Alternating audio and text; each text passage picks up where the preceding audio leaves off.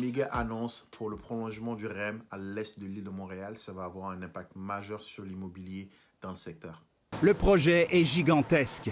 2 nouvelles branches du REM totalisant 30 km qui desserviront une vingtaine de nouvelles stations. Le prolongement passera sur le boulevard René-Lévesque au centre-ville avant de longer la rue Notre-Dame. Puis, à partir de la rue Dixon, la branche Est, via Souligny, ira rejoindre la rue Sherbrooke jusqu'à Pointe-aux-Trembles. C'était la petite goutte qui manquait, c'était la petite étincelle qui manquait pour vraiment redynamiser le secteur.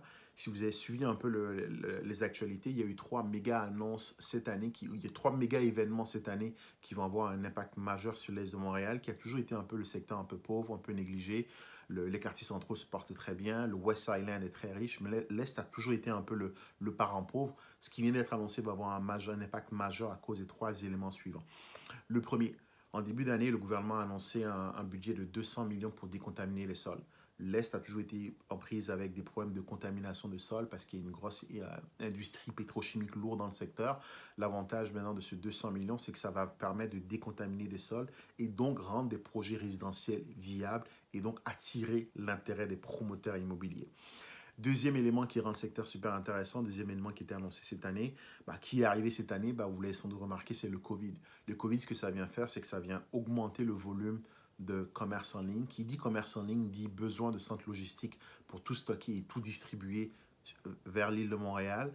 L'Est a cette gros atout d'être à la proximité, par rapport à être proche du port de Montréal, être proche de nombreuses autoroutes qui vont à la fois vers la rive nord, vers la rive sud et vers Montréal, ce qui le rend donc un point stratégique pour implanter des usines logistiques pour faire de la distribution.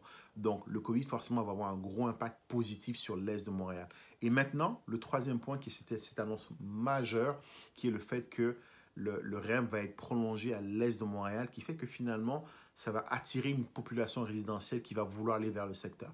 Je vous invite à suivre ce que dit la présidente de la Chambre de commerce. C'est une excellente nouvelle. C'est ce dont on rêvait, en fait, pour assurer la relance de l'Est de Montréal. Vous savez, dans l'Est de Montréal, les transports, ça constitue depuis longtemps un frein au développement économique. Donc, on vient complètement changer la dynamique avec le déploiement d'un tel projet. Donc, 3 éléments qui vont avoir un impact majeur sur l'Est de Montréal. Si vous avez des projets d'investissement en immobilier, si votre stratégie est plus du moyen à long terme, le REM devrait être complété d'ici 8 ans. Alors, c'est maintenant qu'il faut acheter avant que les prix n'augmentent. Je pense que l'Est de Montréal va être un secteur très intéressant dans les mois et dans les années à venir.